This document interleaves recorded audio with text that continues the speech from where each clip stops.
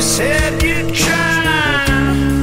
I know we both have cried, but do we just lie awake in our bed at night with open eyes?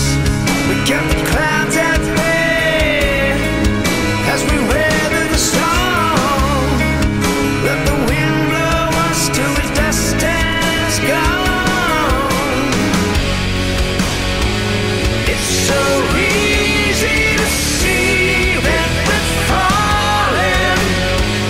If the light in your eyes keeps on calling me, still the many nights we're still here. We stare into our eyes, hoping the lies disappear forever.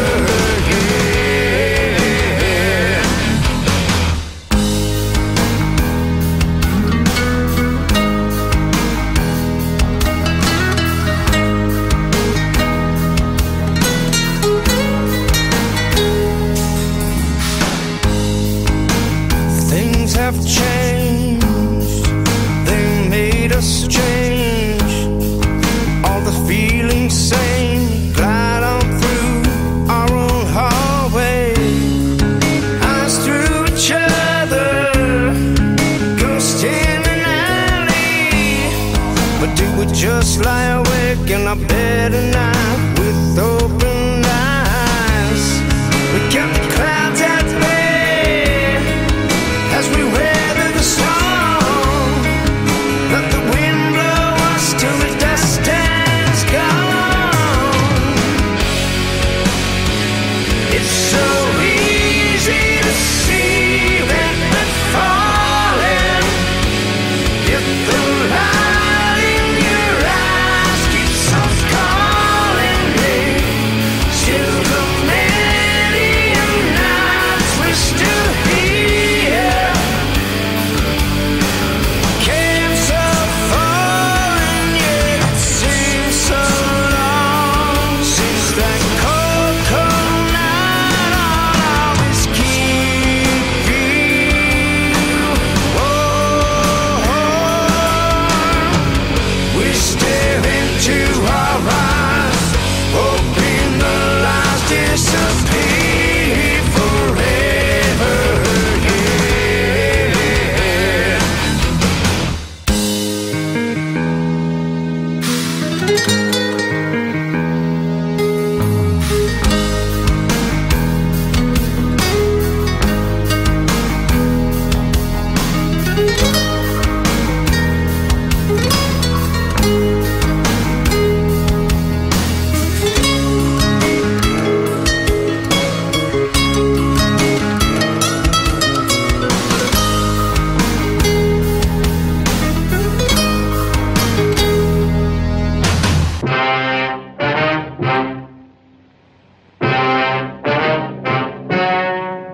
Ladies and gentlemen, the story you are about to see is true.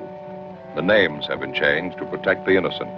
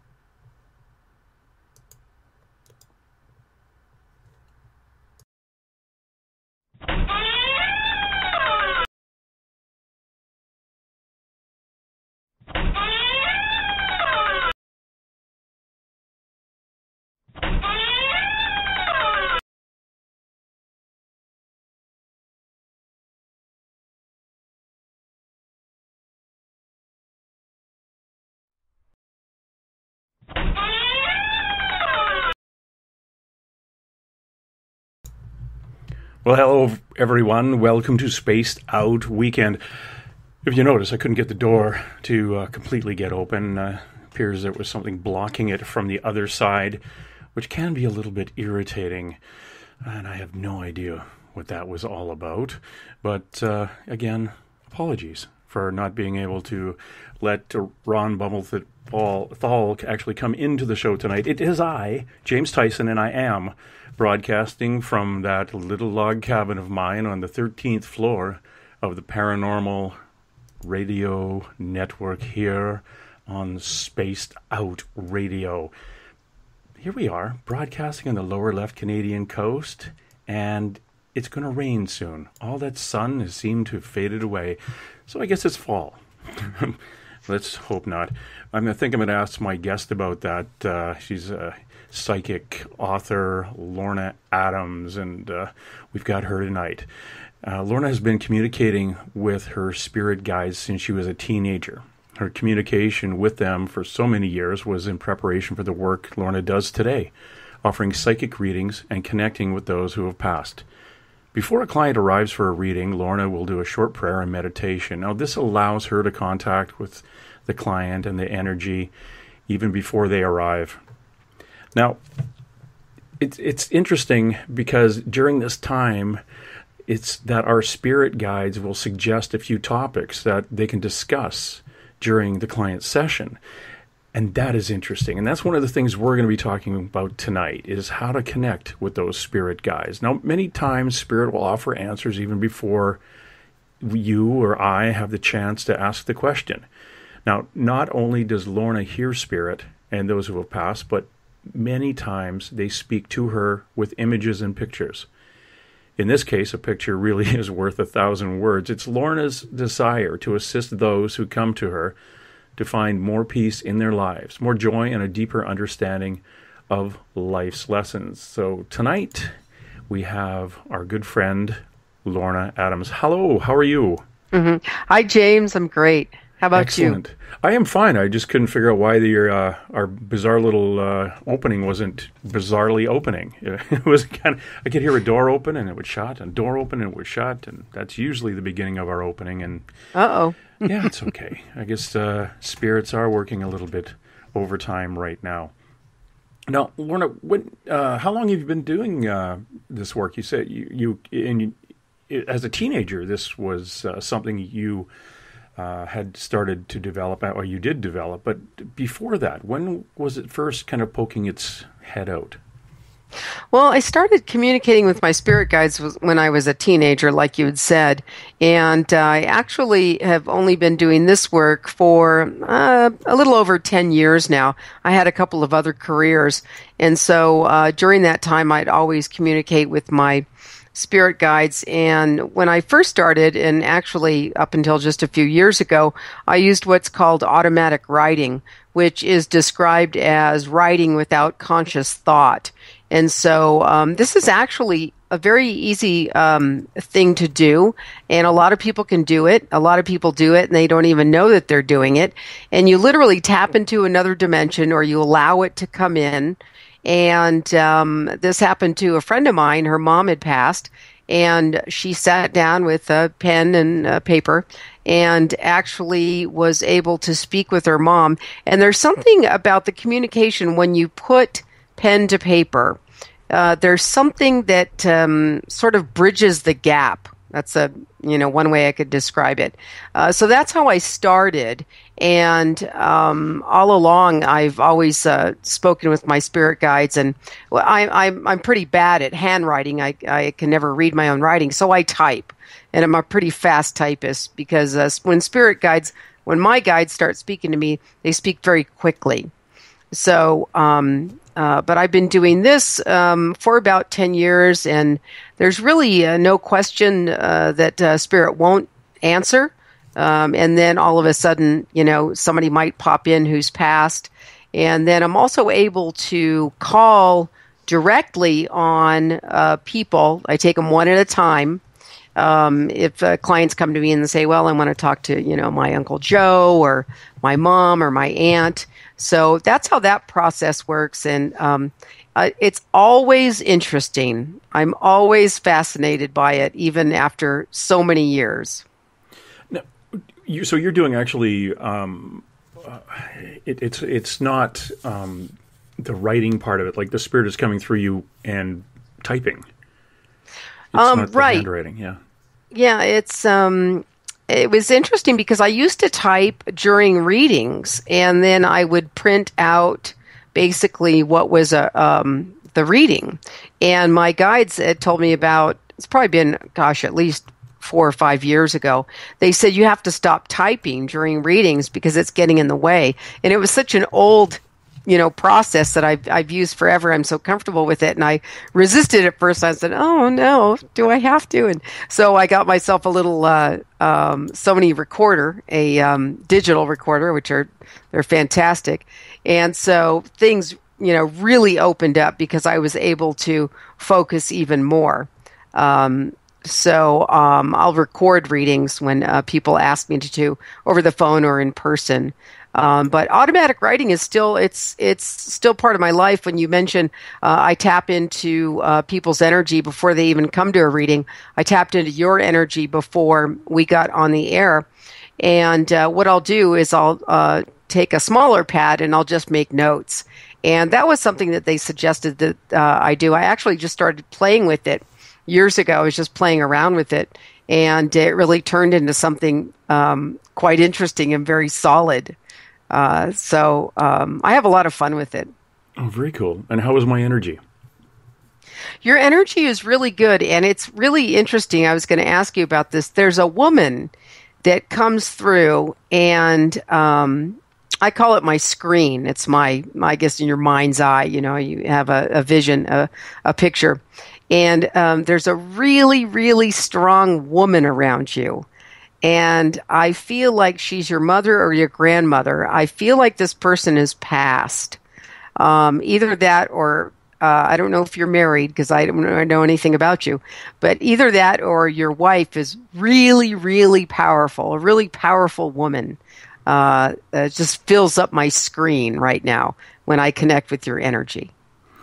Oh, that could be the missus, or it could be my mom or my grandmother on my father's side. And they're all, well, my wife is, just before we came on air, about 5 or 10 minutes before that, we were having a good discussion about real estate and meeting with real estate lawyers and things tomorrow. So there was a very professional, intense conversation going on. Mm-hmm. Has your mom passed? Yes. Mm-hmm. Yeah. Your guides say that your wife and your mom know each other. I don't know and I don't feel like they even knew each other in life, but there's a connection, a really interesting connection between your wife and your mom.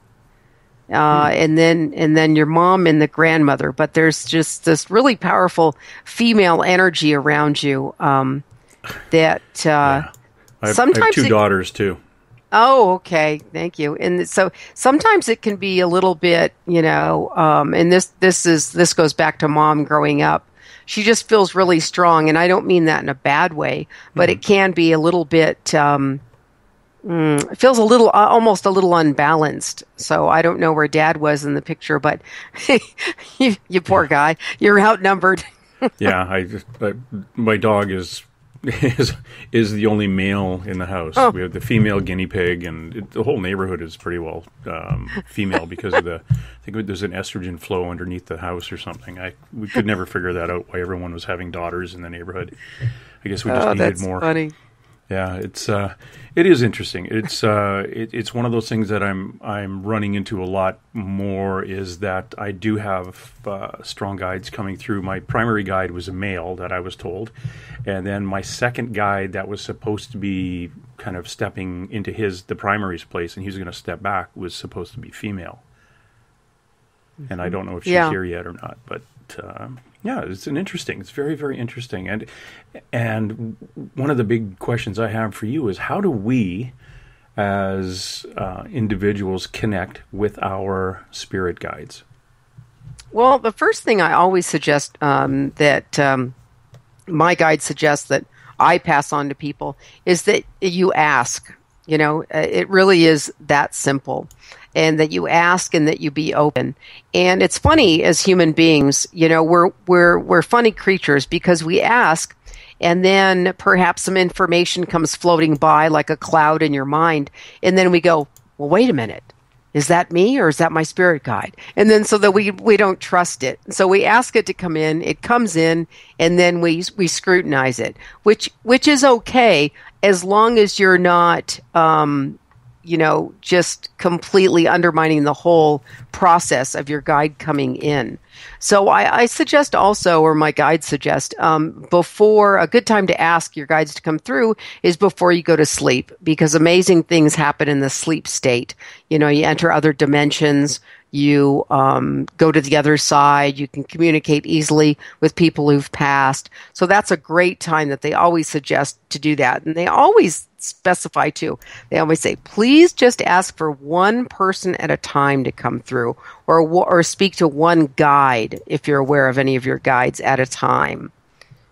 Oh, so just one guide? Like focus yeah, on one guide? Yeah, there's many. Of course, you sounds like you're in touch with your guides. So there's many guides spirit guides that we all have that rotate in and out, and they all are very different in personalities. But in my experience, much like people, everyone's different, and so it's that's what they pass on to me and say just talk to one of us at a time. Or you can, generally call call your guides as a group and say, who wants to come forward, and, everything that comes through during my readings and when I connect with spirit is always for your highest good. So I know some people are afraid of the process and that sort of thing, but any and all information that I get, that's the only thing I deal with is that, that white light, that positive energy of the creator. If you can address them just one at a time, they say that makes it simpler for them. Okay. It's, I wouldn't want to put too much stress on my guides because I have all of my life and I don't want to keep that up.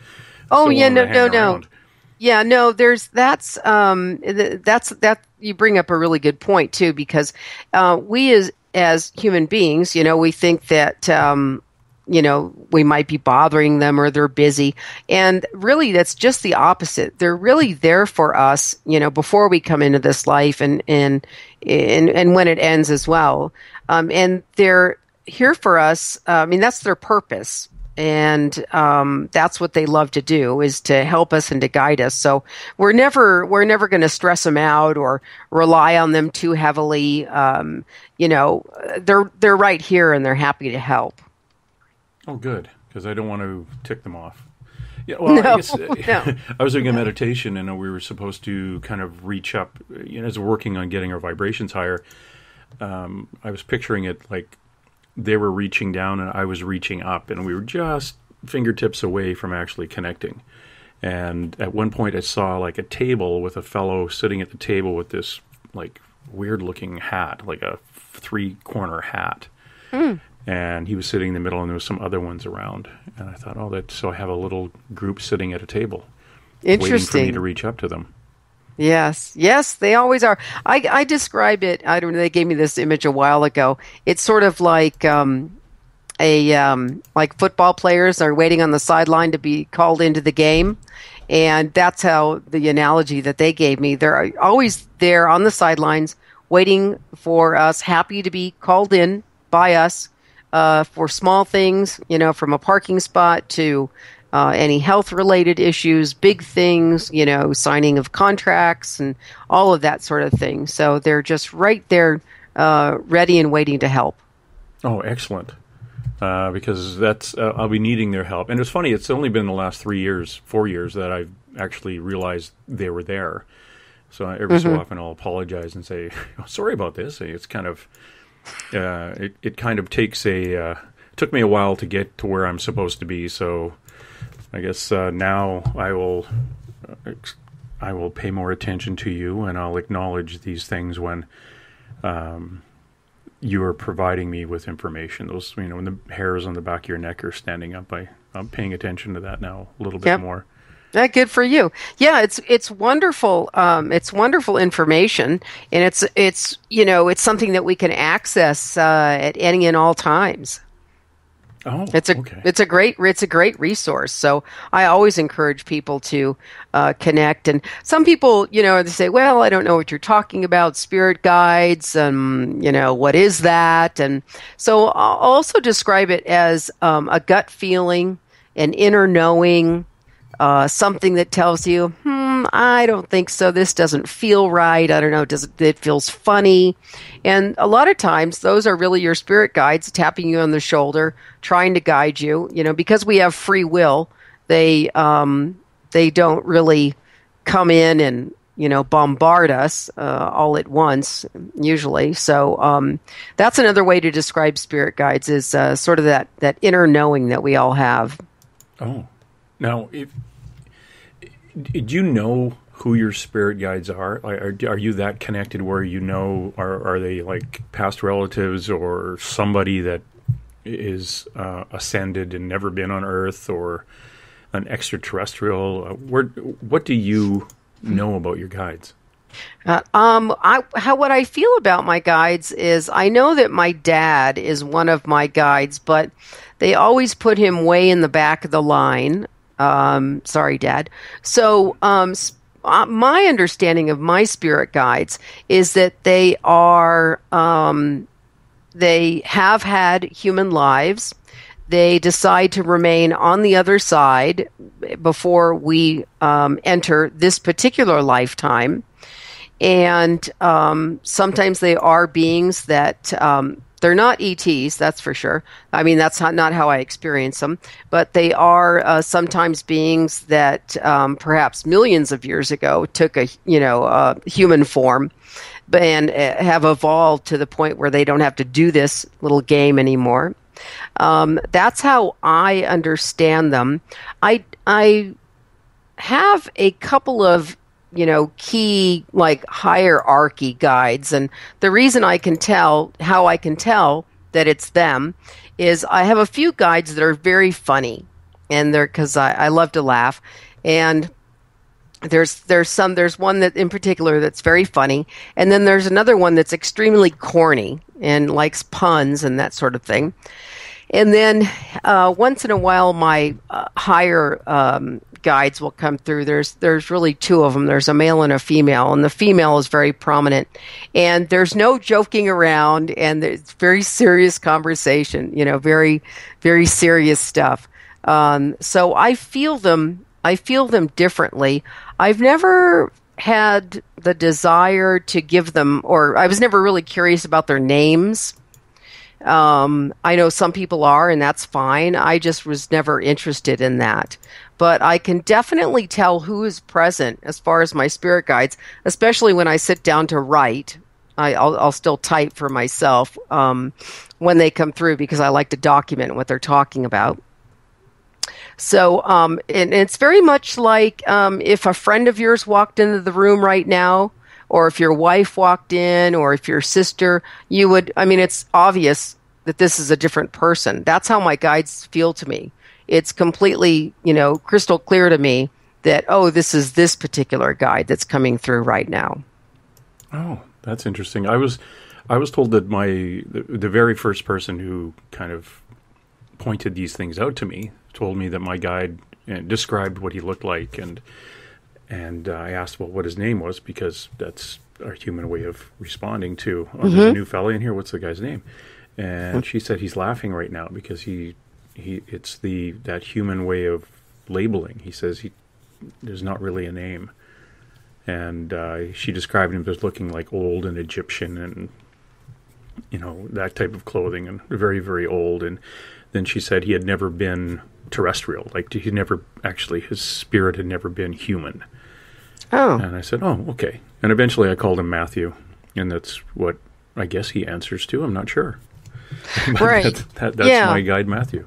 That's a great story, because I'm glad you said that, because that gives me confirmation. Because a lot of times, when people ask, I don't get it so much anymore. People ask the names of their guides, and they'll give me the same response, like not so much of rolling of their eyes, but a little bit like, Oh, okay. And they sort of come up with something that we can relate to, and then sometimes they'll give me very strange names.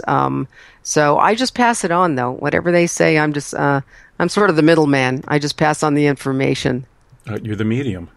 Yes. Yeah, I'm the medium. You're just that drain pipe from one point to something else where the information comes down. We have a show every second Sunday called Two Mediums and a Large, and that's Joanna, who is she's originally from Poland, so she doesn't know a lot of slang English, but that's what she's getting, and she's throwing it out as it comes to her, and she has no idea. She afterwards she says, "I have no idea what I was talking about.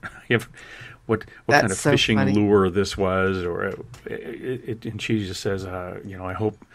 If you want to know what I said, or if you're having issues, this is a podcast, so go pull it off and listen to your reading again, because honestly, I couldn't tell you what I just said 2 minutes ago. And it's funny. It's because she is just, I hate to use the word channeling, but that's what she's doing.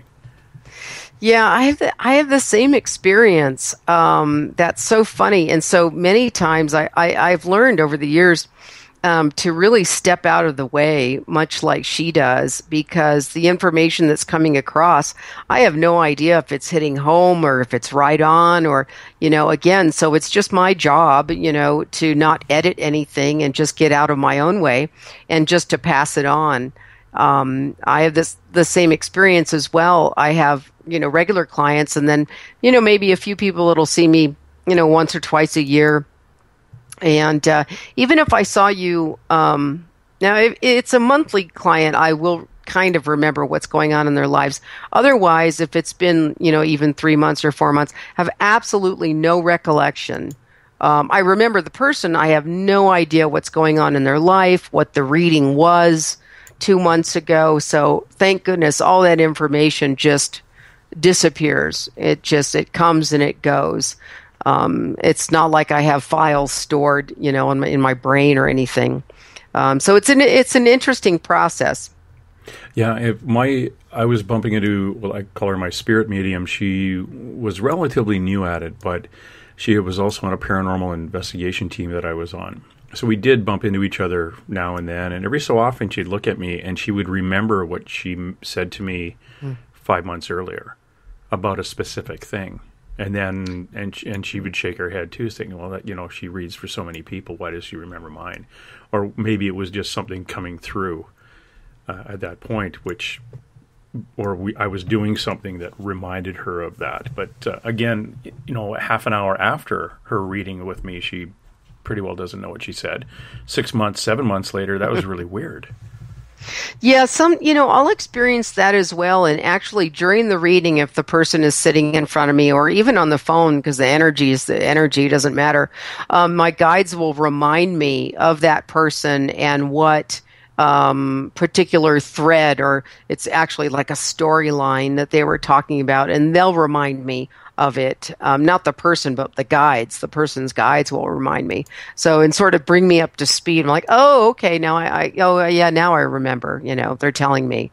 So I have the same experience. It's interesting.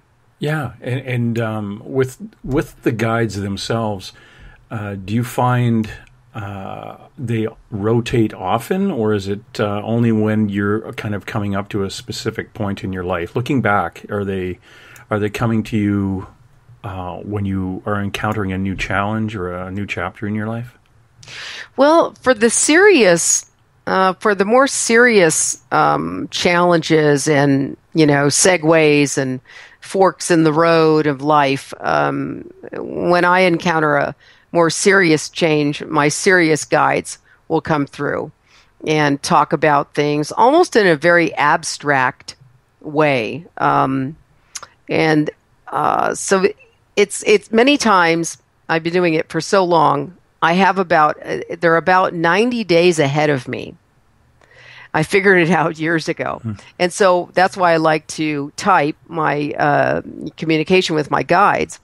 And I will go back and look at it, and it'll apply pretty much exactly. So they're about 90 days ahead.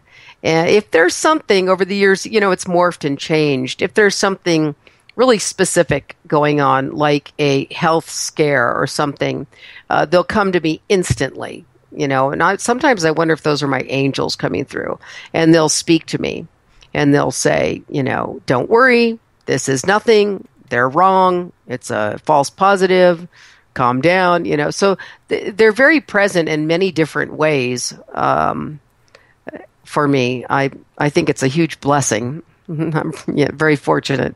Yeah, I've looked back in my life, and I recall seeing things that I thought were real at the time, and then further reflection, I realized they were actually spirits of people.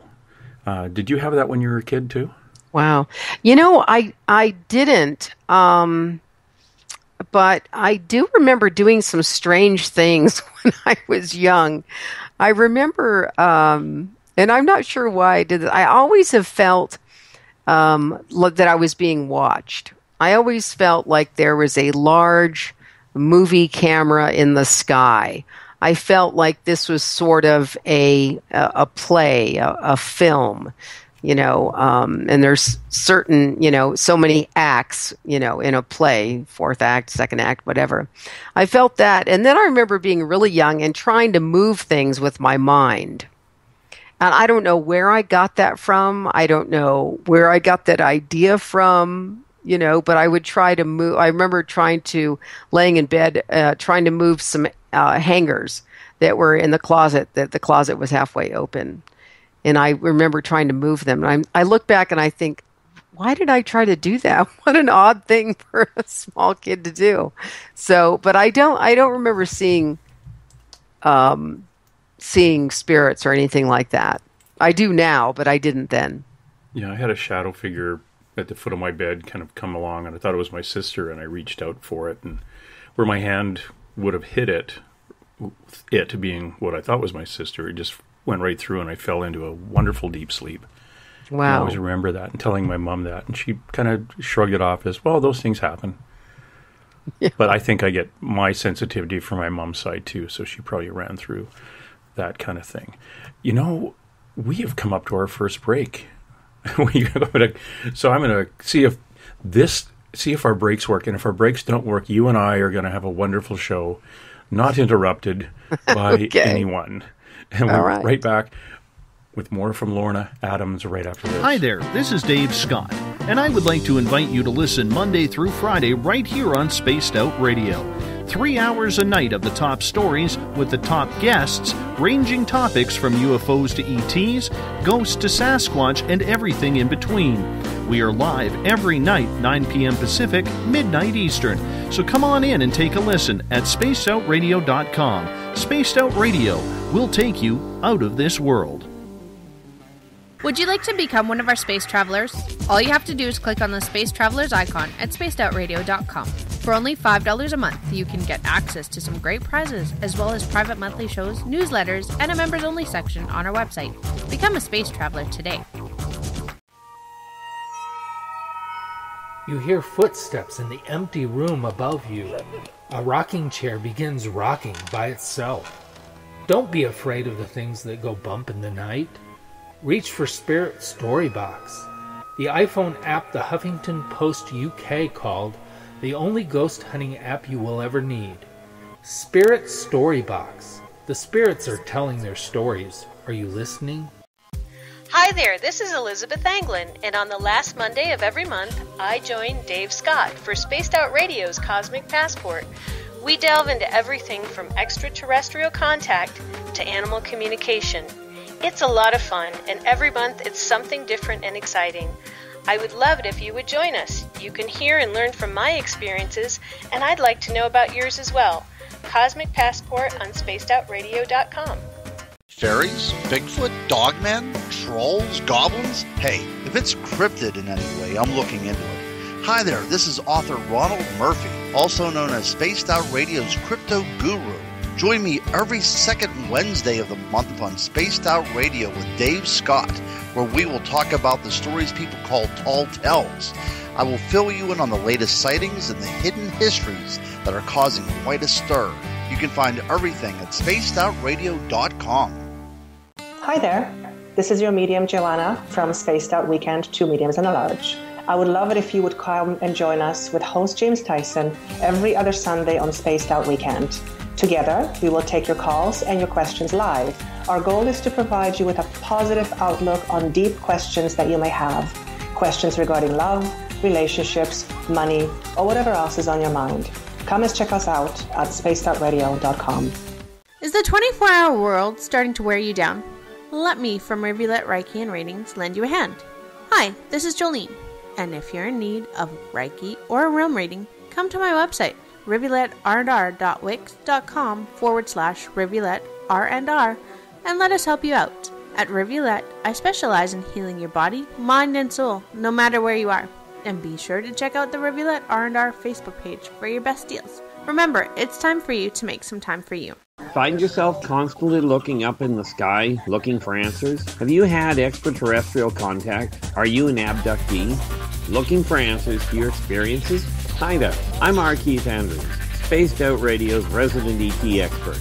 Join me live the first Friday of every month where I take questions from the Spaced Out Radio chat room and help you understand those from the far-off world. It's 2 hours of knowledge every experiencer should listen to. Hope to see you there.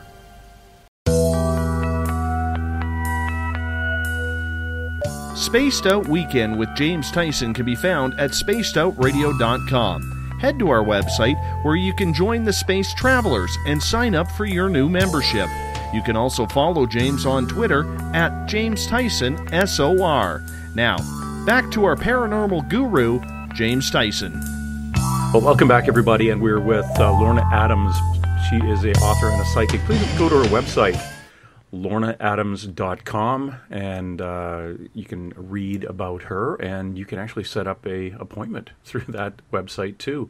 You do things over the phone, over Skype, in person. I do.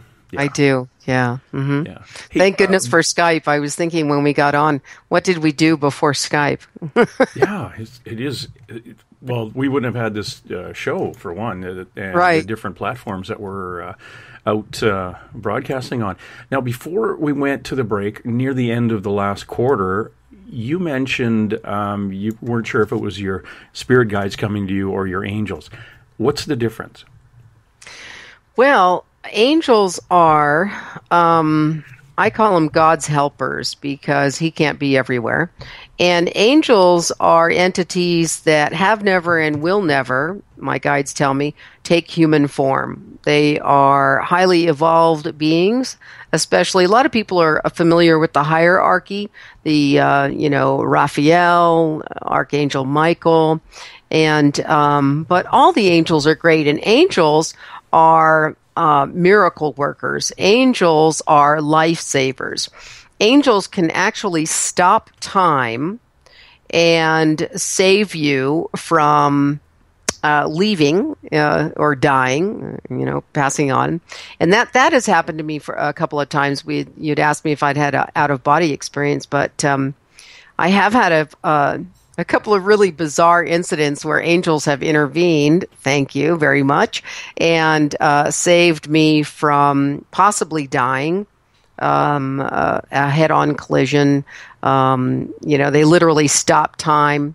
I closed my eyes and I was on the other side of the intersection, and I should have, crashed into this car that was headed right for me. So that's the difference between spirit guides and angels. Angels are extremely powerful, and like spirit guides, they are always available. You can call on them. One of I like Doreen Virtue. I think she's pretty interesting, and she's, has done many, many, many tarot card decks and different cards, angel cards, and that sort of thing. And she's really into the angel aspect of things. But angels are extremely powerful. My thing is my spirit guides, but I love my angels too. They're definitely powerful as well. Yeah, that's what I've been told, that I have two angels that are very strong in me, and one is Michael and one is Heniel. And because I have this kind of large, the side of me that reacts to spirit is my left side, and I've been told that's kind of a female side, so I'm thinking that's what my mom passed down to me. That's where the strong side, and that's the Henial side of me. So I'm affected by that, and plus I have way more friends that are women than I do men sometimes, and I just feel more comfortable hanging out with. When I used to coach women's lacrosse, that wasn't overly comfortable. They had sticks; they were mean, but no, they were fine. But I just get along with them fine. When I was a supervisor in the Royal Canadian Mounted Police, I had no problem supervising the women, but you get the guys, and it was like herding cats. That whole generation. Why should I do this? But that's very true. Wow, gravitate to the women's side of things. Yeah, but it in my spirit guides that I'm aware of were primarily male, starting with the fellow that I call Matthew, but the female was coming to me 2 Decembers ago, December 22nd. She was coming out of the water, and she had been somebody who had been terrestrial, had been a spirit that was on Earth. But I don't know who. I think the name that came to me, and it was actually in a shower, her name of Adele or Idel came to me. So I'm thinking that's the new one, but I don't know when she's going to step in and slap me in the head and direct me and get me going. It's interesting. You mentioned the shower. I get the strangest things coming out of the shower, and a lot of times people will ask, which you had asked earlier, how could I communicate with my spirit guides?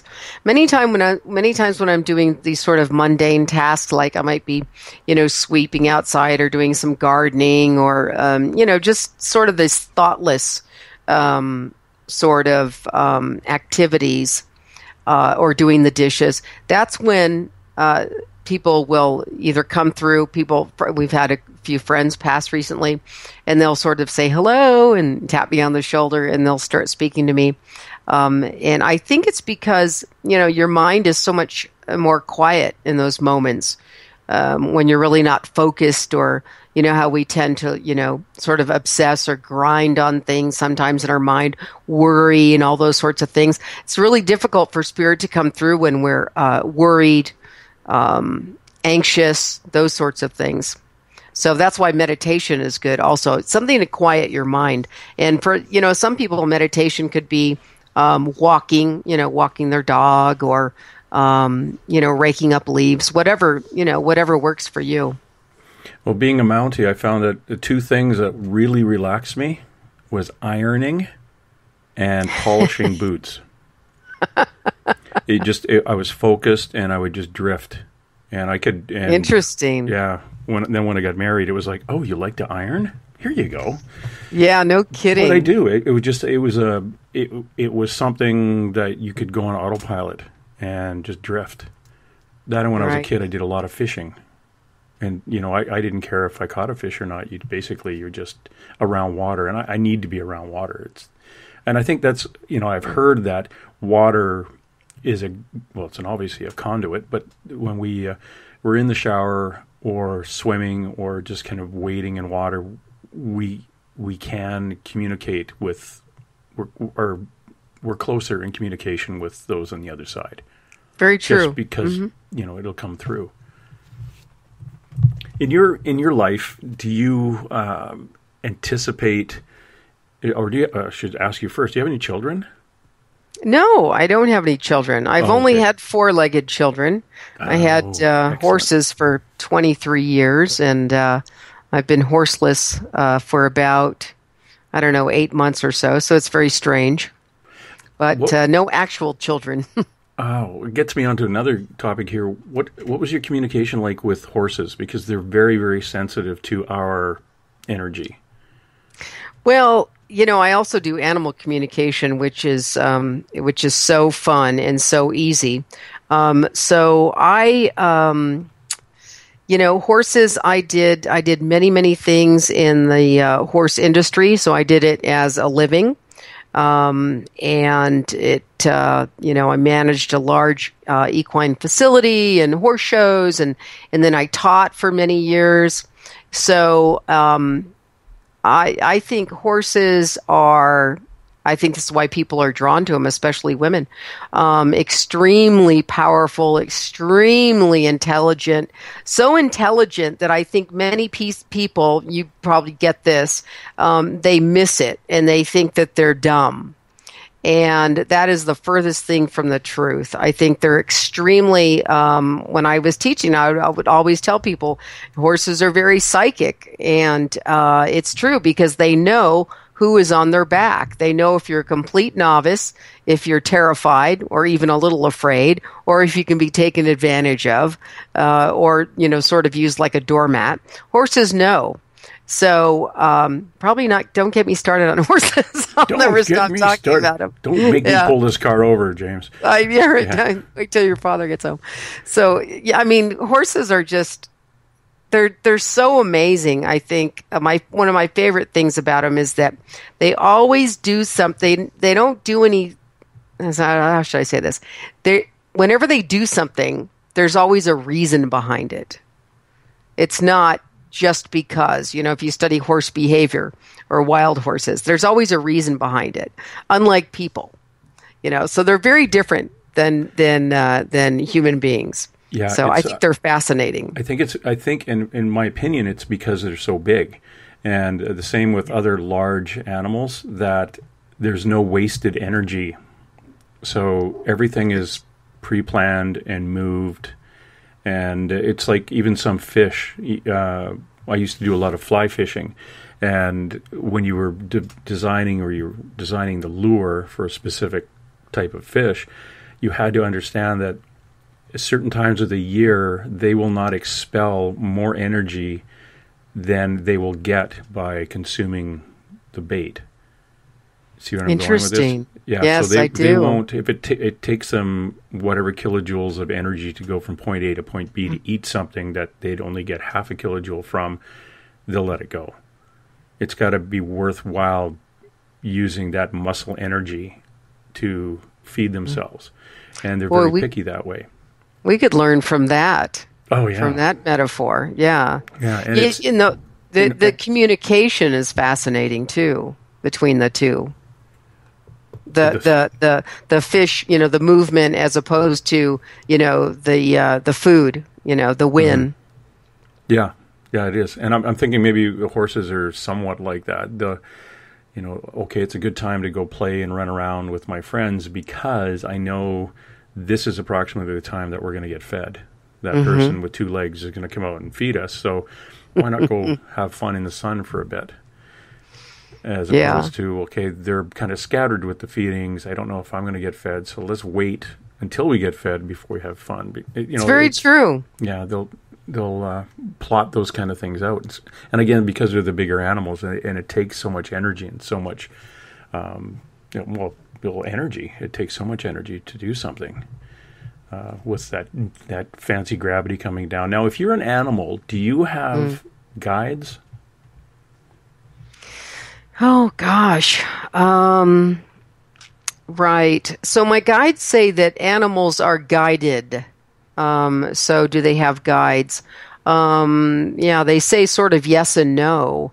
Yes and no. They have a guidance system that's built in to them, which makes sense.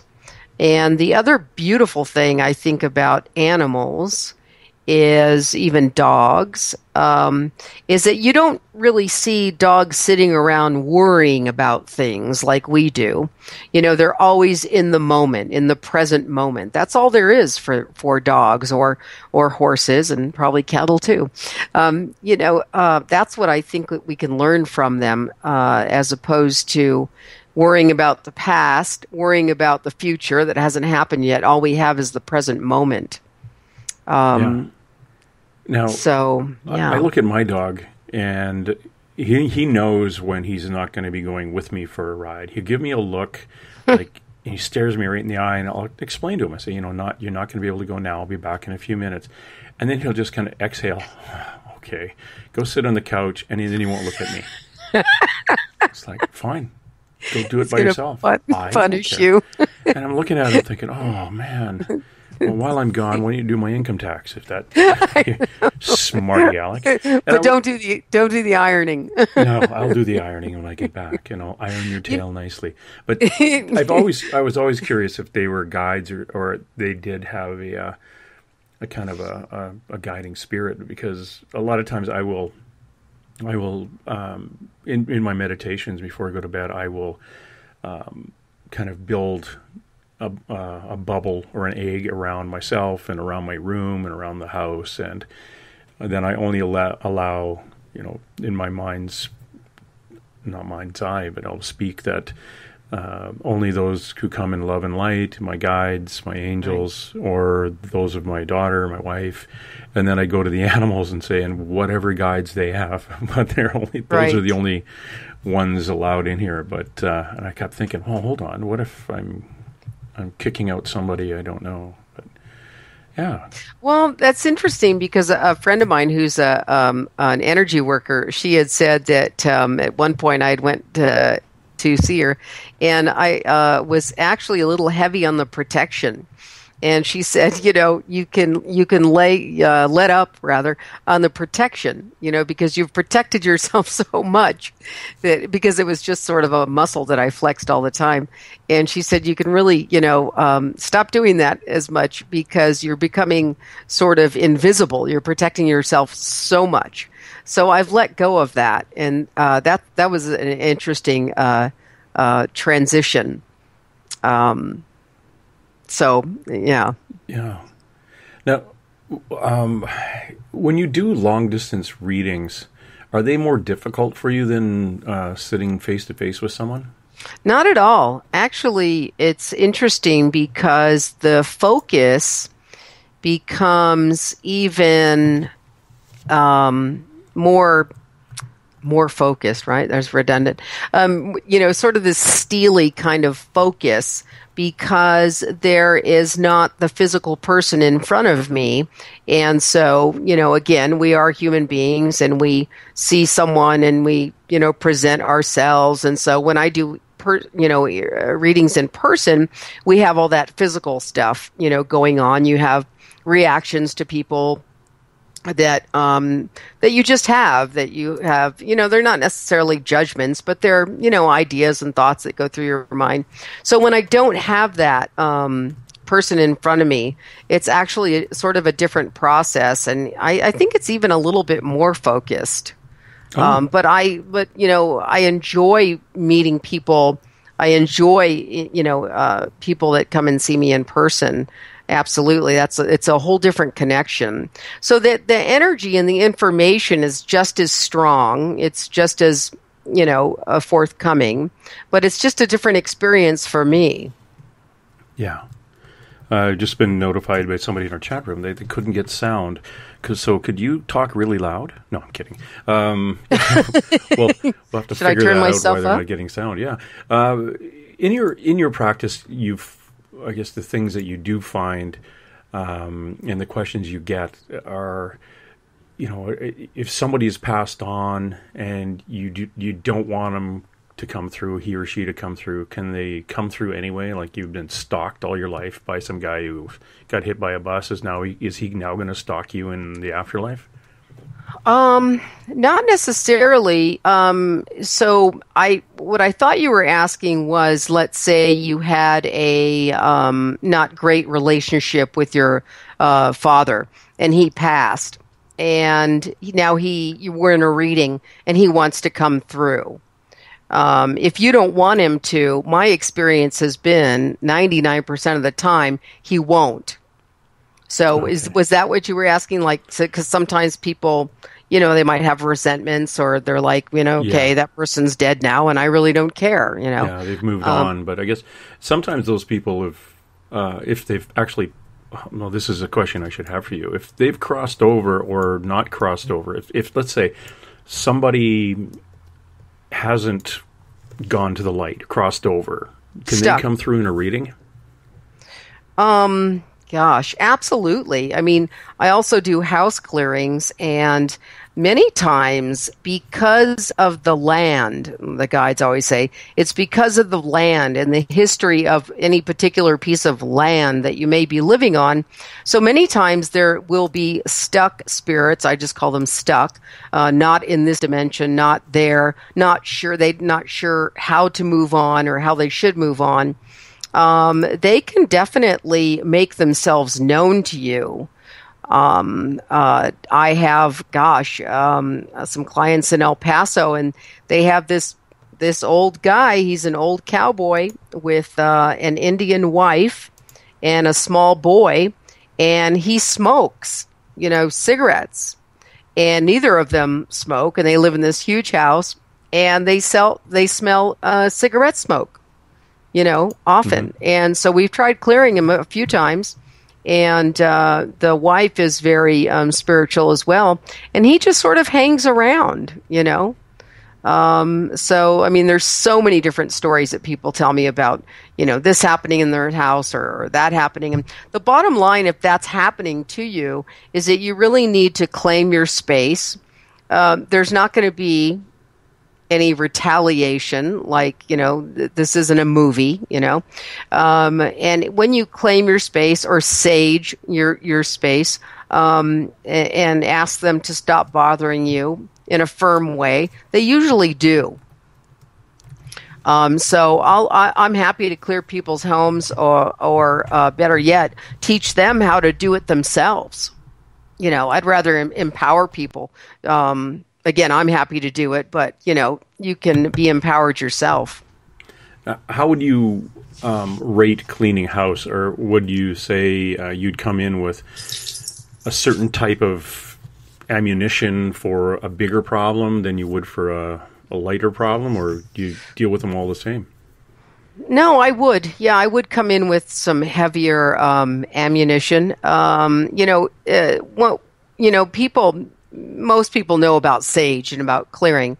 And the thing about clearing a house is once you clear the house, it's a good idea to put something in its place. And so what I use from a modality called pranic healing is I use a lavender water that I make. It's like rubbing alcohol and lavender oil and distilled water. And that is, and it smells really good too. And that's a spray that will energetically clean a space, and it will put, positive things. I also have a lady in California that makes me a powdered incense that's a combination of various essential oils, and they're for certain things. They're for grounding, they're for positive energy, they're for white light, they're for love. And so all the properties of this powdered incense, I'll bring some of that, and I have different kinds for different situations.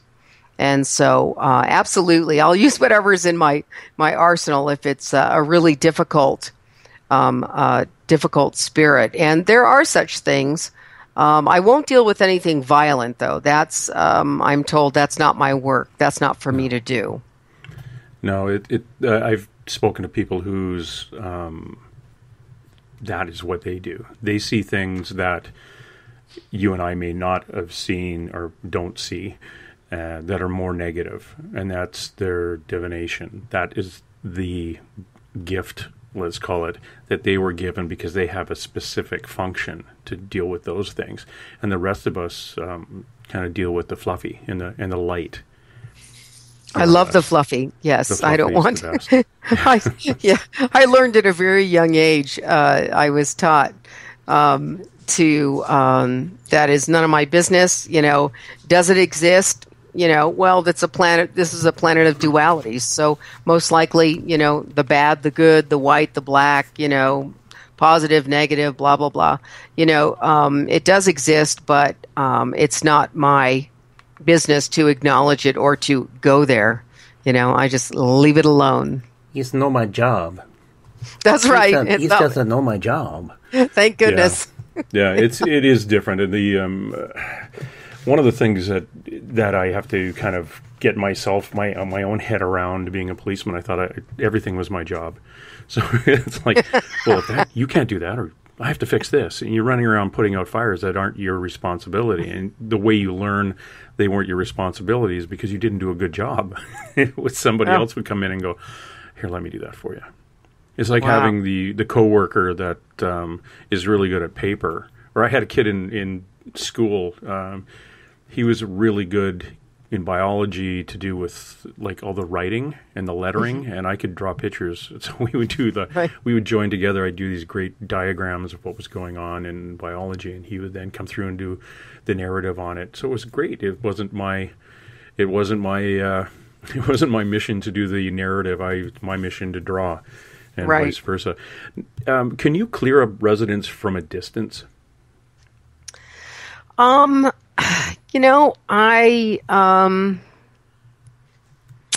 work on such things. I haven't had the experience of doing that. I communicate with animals at a distance.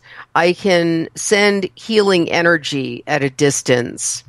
I can go into this strange sort of healing mode, and I'm guided to do certain things with my hands. And a couple of points for me when I open myself up to spirit are the palms of my hands, and of course the crown chakra, the top of my head, a couple of other points.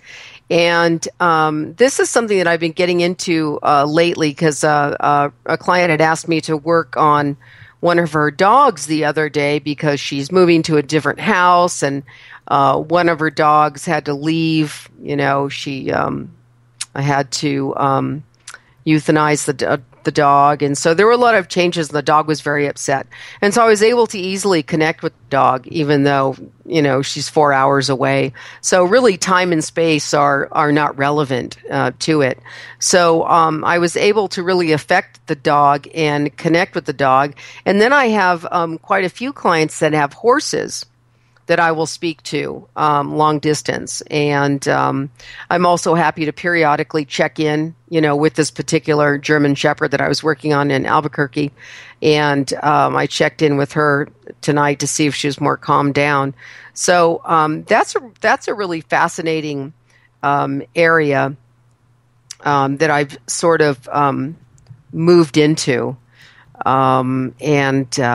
It's it just always keeps me on my toes. It's very interesting. Oh, it would be.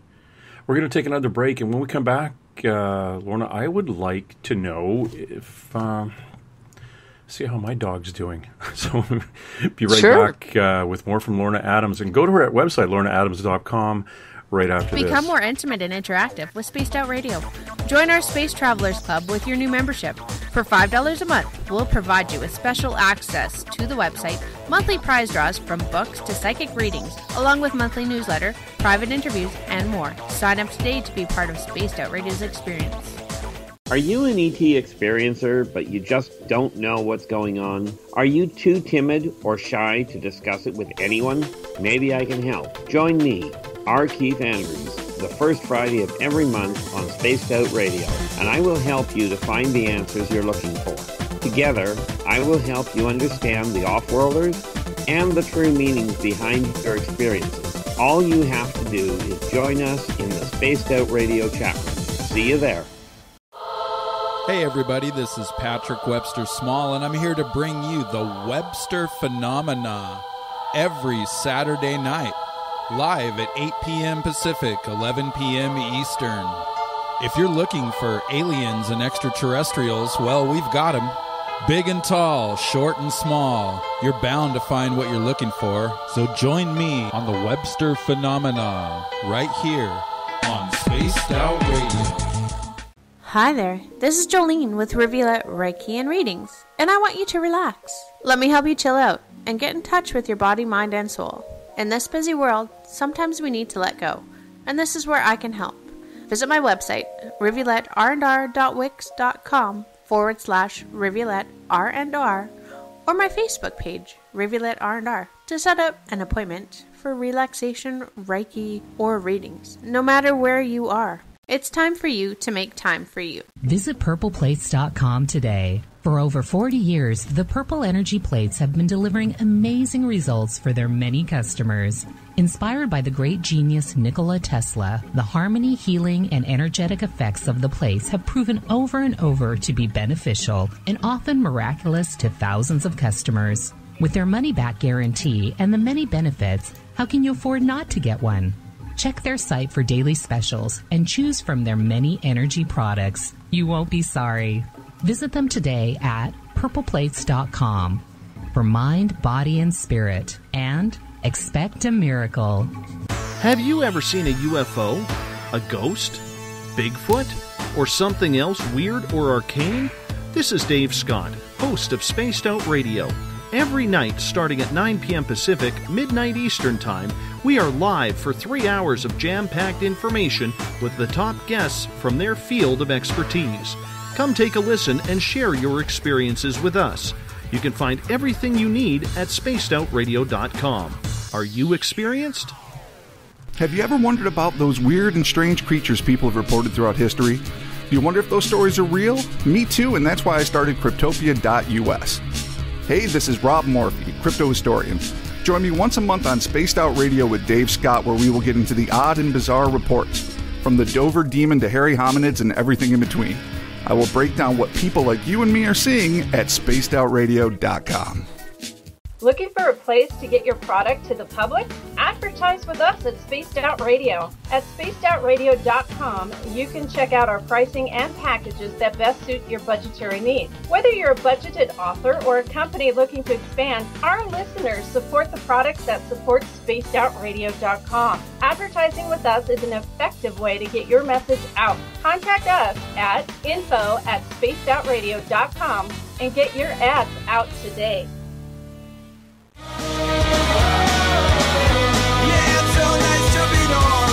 James Tyson can be found on Facebook at Spaced Out Weekend. You can follow James on Instagram, Spaced Out Weekend, on YouTube, Spaced Out Radio Show, and on Twitter at James Tyson SOR.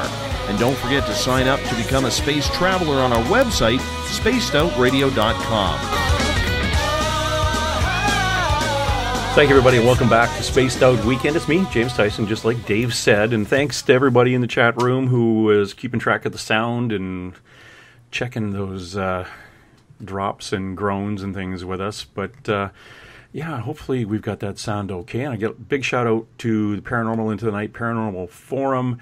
If you are out there on this wonderful Sunday evening, we are with Lorna Adams. And she is an author and a psychic. And okay, there's not enough room for other psychotics here. I'm the psychotic in this place. Okay. Until Dave gets here at tomorrow night. I was wondering if, like, you could, like, when you communicate with a pet, like my wolf Kirby here, it's is it something that is passed on from your guide will step forward and say, you know, pet A or animal A is, I'm getting this from them? Or does your guide go out and solicit information from the client animal? Well, actually, when, like, if you would ask me to check in with your dog, that is, there are no spirit guides. I don't have to go through my spirit guide. You would just ask me. And it's interesting what's coming up is that there's some kind of hound around you. I want to say like a beagle or a beagle mix of some kind. Right. And this goes hand in hand with the horsemanship, they say. And so I feel like this is an animal that's passed. That's coming through. And so animals will just make themselves known. If I'm talking to a client and they say, you know, I lost my cat or my dog or whatever that animal is, and, you know, I'll say, you know, what was his name? And so a lot of times for me, the only thing I need to go off of is a first name of someone or a pet. So if you say, well, you know, Spot, my dog, and that's all I need, and I just ask them to come forward, especially if they're on the other side. or they make themselves known to me, like this hound that's around you. The hound that had passed, I think I've had 3 dogs that had passed. One's name was Boots, and it was one of those tricky ones where all of a sudden my father took my sister and I on a camping trip overnight and came back, and my mom said, "Oh, Boots ran away." But he actually had an ear infection. They put him down. And it was like 20 years later, my mom was talking about how he died of an ear infection. And I said, "You never told me. I was been looking for that dog ever since." And she goes, "Oh, I guess it slipped my mind." And then there was Hooper, which was a rescue German short-hair pointer. And then Benson, which is a little kind of a houndy mix, large, beagly-looking dog. And when I was a kid, I did a cartoon series based on him. That's the one that's around. Okay. Yeah, that's Benson. And did you say Hooper? Yeah. Okay, because that's pretty weird, because that's the name of one of our dogs. Oh, when we got him we rescued him. His name was Hoopy, and my dad said, "There's no way I'm standing at the front door calling Hoopy up and down the block." And I did call Dad. Yeah. That's so funny because this guy, he's a some kind of Aussie mix. I don't know what he is, but he's very large. And I don't even know where we got that. We came up with that name, Hooper. And it's actually, I have some friends that's their last name. And that's not who I named him after. So that's pretty weird. But that's Benson. And I almost want to say, he almost had like a, the personality of a terrier, very cunning, just a very lively personality. And really, he's more like a person than a dog. It's like he didn't know he was a dog. Okay, could have been. He was right. I think I was only with him for a couple of years, and then I moved out, and then he was with my parents until he passed. And I'd come home and visit, and I'd play with him and things like that. But he lived a long life, and he's like my dad's companion. But he was a nice pup. The one I have now, his real name is William G. Kirby. But we just call him Kirby. William G. Kirby was the guy on a TV series in the 60s called Combat who was always getting into trouble. So that's where we named Kirby from. I remember that show. Yeah? Yeah, I remember that show. So it's just you and me. Great. Yeah. We remember that. So if Kirby's coming through at all, and he has anything to pass on, just interrupt me and let me know. But Kirby's in your house, right? I mean, he's current. He hasn't passed. Okay. He's just hanging out. He runs. I'm actually in his house. He's kind of like a cat that way. Yeah, he's very right. Yeah, he sees a lot of things, a lot of spirits. He sees a lot of activity, right? And he says, he's funny. He's kind of like, do they have to come at night? Because I'd like to get a solid night's sleep, and stop bothering me. Mm-hmm. Because between you and your daughter, the sensitivity level in the house is very high. And so that's not a bad thing. But it's a very active, a lot of energy happening in the house. And he sees it. He sees it a little bit more than you and her. And he's funny. He's sort of he's kind of like a sarcastic, and he says, he's kind of rolling his eyes and says, "Gosh, can we get some rest? What are all these things, these orbs and energy and people, and give it a rest." He's funny. He is good that way. He's you're not getting anything else in our house. We have a visitor that's downstairs, and that's always kept my daughter out of the basement ever since she was a kid. But she was, it's basically here because of her, and we think it's somebody who actually lived in this house a long time ago. But I was going to say it's very old. This energy is very old. Right. I wouldn't go down there either. Oh, really? It's not negative like that. I'm kind of kidding. I would be kind of creeped out because it's very present. Yeah. I don't blame her for not going down there, You know, having this ability is one thing, but, you know, having people creep around or something, I'm like, okay, no. Okay, stop. He stays in one location where when he was a kid, he used to, like, there's still marks on the wall where he and his brother played, like, with hockey pucks down in the basement. And and that's what he would do. He would be down there. He was there ever since my daughter was born. And he's kind of mirroring her in age. He's hanging out. We tried to get rid of him once, and I was told that he's actually already crossed and has come back. So it is a place that he wants to be. He did not like me because his father was very abusive policeman, city policeman that was very abusive to his mother and the kids. And he didn't like me because I was a policeman, or I'm a policeman. What an interesting connection. I mean, that's not a coincidence. That's strange. I believe his name is Darren Bradley Smith. Right. I'm not sure. You know, it's funny because when I see him, I don't see him as a 5 or 6 or 7-year-old. But with the hockey, when you mention the hockey pucks, I see him as a young boy. But currently, I do see him as more of a young man. Yeah, he not as a child. When he was in his early 20s. Ah, okay. Yeah, he's a really good hockey player and things like that around here. But we've got some callers who would like to talk to you. Okay.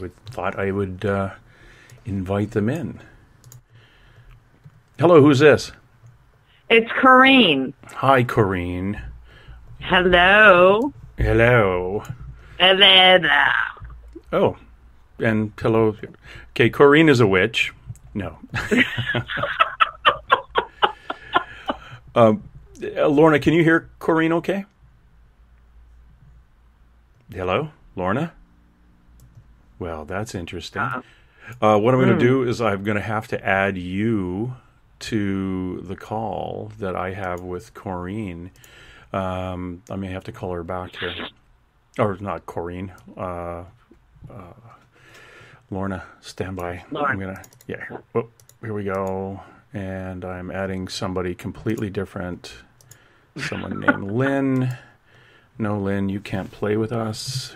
But Lorna will engage. Just talk amongst yourselves. There you are. Hello. There. Hello. Hey, Lorna, can you hear Corrine? Hi, Lorna. Yes, perfectly. Hi. Sweet. Hi. Lorna, I'm wondering if you know the work of Emanuel Swedenborg. I do not. Okay. All right. Well, anyways, I'm not going to go into that now. But let me ask you real quick. Was he part of a group of mediums? No, he was like from the 1600s. Okay. And he claimed to have communicated with the heavens for like 30 years before he died. But very interesting. So check him out if you can. I mean, if you would like to. Absolutely. Very interesting. I mean, he talked about all these levels of heaven and that people that did really bad things actually don't suffer, but they're in their own hell, but they don't think it's hell, blah, blah, blah, blah, whatever. Right. But Lorna, I'm really interested to know who my guides might be, if you could pick that up. Well, the first one is a very strong male that comes through. He's almost, he's really, he's strong. I want to say he's a little overbearing. He says, I've been at this a long time. This is interesting. I wonder if that's, so there's quite a few of them, but a lot of male energy around you. Right. As far as a name, he says that she can call me Thomas, is what he says. And, right. And so you've been trying to communicate, or you have been communicating, right? I've tried to, yes, Lorna, yeah. Okay, right. And so he says, Yeah. So keep trying. And have you given meditation a try, either a guided meditation or tried meditating on your own? Yeah, a few times I have. I have to say, honestly, I find meditation kind of difficult to do just out of nowhere, but me too. You know, yeah. Yeah. And so, right. And so he's talking about there's some kind of fear getting in the way, almost like you're afraid you're going to open a door that you don't want to. Is there some kind of apprehension there? I do like being human.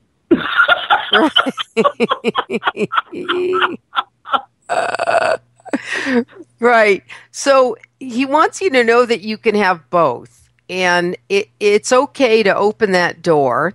And you can always call on your spirit guides and your angels to protect you.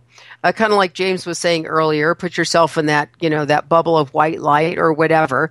And as long as you're clear, who you're calling in, that's the key. Spirit guides, angels, the divine, whoever you think of your higher power, and so then he says, you're on the right side of the street. So stop worrying about it and go ahead and open the door because we'd love to come through. And so, I'll tell you real quick on meditation, on YouTube, there's a gazillion guided meditations, different, purposes for relaxation, prosperity, whatever it is. And so, because I find it difficult to quiet my mind as well. And so I'll listen to some of the guided meditations, and it really plays a little trick on your mind because it allows your mind to go there and listen to this other voice. And it does help you, to quiet your mind and hear your guides better. Okay. Yeah. So he keeps saying though you can just drop the fear, and we're right here for you. They're very anxious to speak with you. This is something that's very attainable and very easy for you to do. This is not going to be like a big problem. Okay, that's good to know. So just drop any fear I have, and maybe meditate more. And, yeah. And Lorna, it's like, so, I mean, I don't know how old you are or anything, I haven't really looked you up to see who you are, but I mean, how did you come to have this ability? Like, what was your path kind of? Well, when I was a young teenager, we had some friends of the family, and a woman, her name is Anita Halbert, and she was sort of like my grandmother, and she had been doing automatic writing since the 1950s. And so how it started for me is they would wake me up in the middle of the night, and I would keep a pad and paper next to my bed, and I, would say, really, can't you do this at noon, But they would wake me up, and they would give me at first just sentences, of communication. A lot of it I didn't understand, and then it turned into paragraphs, and then it would turn into a page. And I still have those writings, and I would take my writings to this friend of ours, Anita, and I would say, what is this? Who is this? What is this? And so I was really fortunate. She taught me what it was and guided me, told me where the line was, and this is the process of communicating with your spirit guides. And that's how it started for me. And then when I was 19, a good friend died, and he came to me about 3 days later and started talking to me. Oh, wow. So that was interesting, but it didn't scare me or anything because I had been communicating with my guides for so long. To me, it was just normal. It was just another extension, of communication. So that's how it started for me. That's cool. And I just want to ask you one more thing. I don't want to take over here, but so Lorna, what do you believe happens after we die? Well, I believe that we return to the place where we all came from in the beginning. As you mentioned, with this man whose work in the 1600s, there definitely are different paths. Different paths for, suicide or evil people. And by the way, I don't believe at all that suicides are punished. I have never believed that. Yeah, I never. Actually, they're in great need of healing. So I believe that we are greeted by our spirit guides and those loved ones that we've lost. And we return to the other side, which I believe really is our home. I wonder sometimes why we choose to come here. This can be a really difficult place, I know. So that's what I believe. Yeah, and also it's interesting, Lorna, because what Swedenborg says is that actually what we believe will be when we cross over will be. So if like I love money and I'm like all about money and material things, that's where, he says we all go to the absolute top when we get there, but so few people are there because they're not comfortable there. So they start to go down to the other levels, and which I find so interesting, right? Yeah, that makes sense to me, Yeah, it's a little bit here like the law of attraction, though, isn't it? Because whatever we're the ones that are manifesting whatever and whoever is in your life at this very moment. You've brought it there for a good reason, Yeah. I agree. And it's like you wonder so we see some people that never have happy days, right, Lorna? And it's like, what are they doing? Are they just in that self-defeating mode their whole lives, or what? You know what I mean? Like the law of attraction thing. It's like, it's weird, So, I do. I think that, I think a couple of things. I think that life can be boring and mundane. And I think that people, the drama queens and kings in our lives, or the people that we, might see are very dramatic and, maybe they're into addictions and, the police are at their house all the time, or they're just making big deals out of everything. And I think it's because really sometimes it's entertaining, because I think life does have a rather routine, boring side to it. And so there are some of us on this planet that prefer the drama. Some do, some don't. I don't. Right. No, you're right. Exactly. And it's like, so, as Swedenborg says, sorry to keep mentioning him, but I think the guy was amazing. And, but he says, like, there is a place for them. There's a place for everyone. And if they want to hold on to all of that stuff that is earthly and human, there's a place for them. But they can also move on to higher, if you want to call it higher, I don't know what you want to call it, but to better realms where love, and I do believe love is all that matters. I do believe that. I believe that's the bottom line of everything, I agree, and I completely agree with that. I think if you're set on hanging on to certain, deficits or shortages, that'll go with you. And I believe also love is the only thing that I believe that we do take with us, is that continuum is love.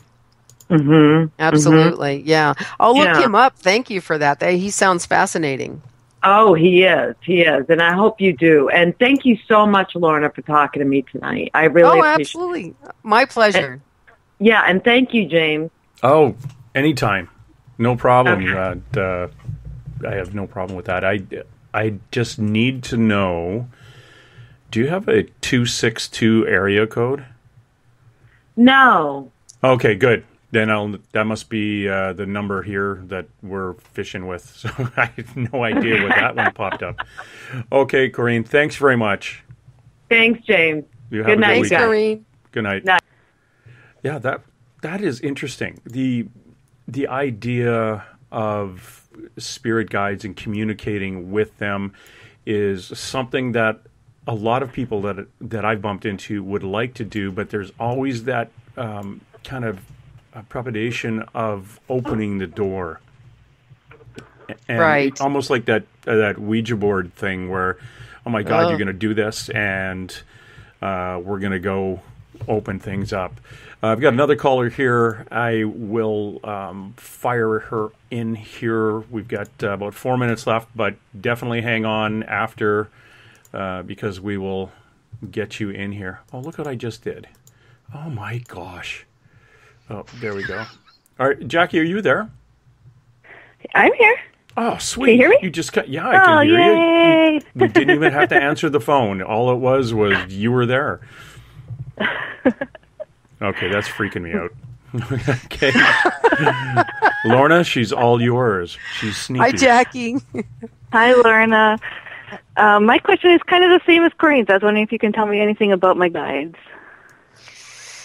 Yeah, right. So first off, yeah, right. That sounded good. Right.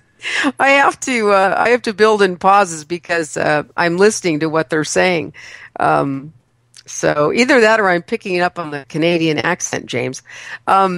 So Jackie, they say first off right away is that you are extremely active at night in dreaming, and many times you might wake up. This happens more tired in the morning than you went to sleep. So you seem to have an extremely active dream life. And right, if you would like to expound on that, if you would like to grow that connection, that interaction, you can bring it to your waking moments more often simply by asking and also being aware of it. So the other thing, if you remember your dreams, they're saying it would really empower you and this process of strengthening the communication by writing it down, writing whatever dreams down that you remember. Do you remember your dreams? Most of the time I don't. That's what my biggest frustration is, because I do keep a notebook and a pen near my bed, and if I do remember little snippets of stuff, I write it down, but most of the time I don't remember. Right. So one thing you can do also is before you go to sleep is you can call in your guides and your angels and ask, say, I really want to remember my dreams, and keep asking, because sometimes people will say, well, I asked twice and it didn't happen, So you might have to stick with it a little bit more. And, if you are wake up and you have a little bit of recall, make sure and write it down, but you can ask to remember them. Right. Because you're all over the place at night. You're just here and there. And, you're going into other people's homes and very active. Very active. So, again, just ask them. And, I hate to repeat myself, but meditation is a great tool. If you're drawn to it. And again, if you can't do it yourself, because if you can't quiet your mind. And a lot of times it's just like 10 minutes. Twice a day. No one is suggesting like an hour or something like that, because that's just too long. So try giving those things a try. Okay. Okay. And perfect. Any other question? No. Thank you.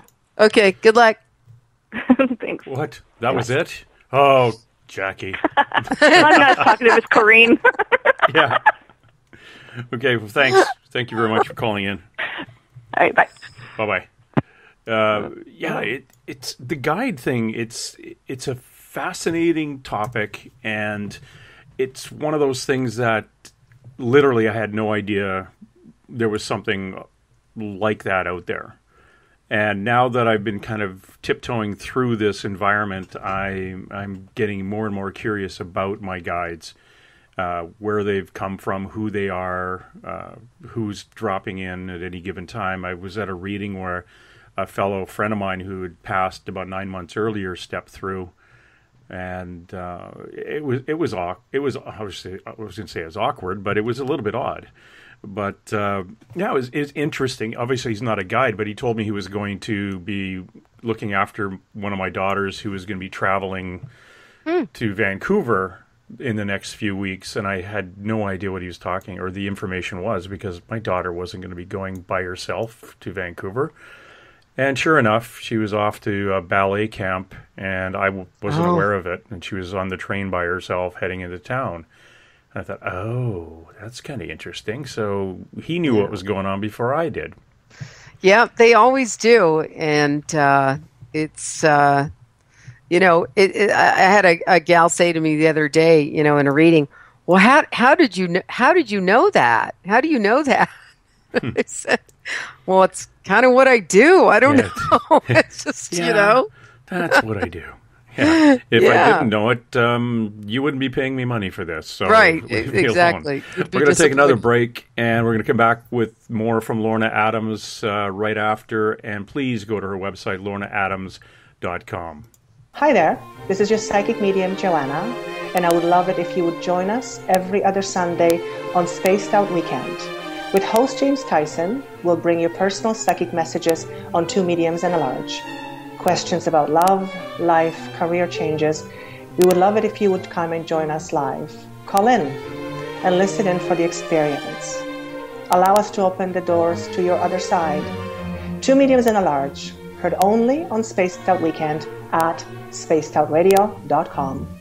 Attention Spaced Out Radio listeners. For only $5 a month, you can join Spaced Out Radio Space Travelers. Your membership at spacedoutradio.com will give you access to private fan area on the website, get you a monthly newsletter, draws for monthly swag, and a whole lot more. Sign up today to become a part of the Spaced Out Radio experience. Hi there, this is Spaced Out Radio host Dave Scott. Join me Monday through Friday at 9 p.m. Pacific, midnight Eastern Time at spacedoutradio.com, where we delve into all things paranormal, supernatural, extraterrestrial, crypto, and all topics in between. Come on by, take a listen, and tell us about your experiences. We are here for the answers you need. Spaced Out Radio, broadcasting right out of this world.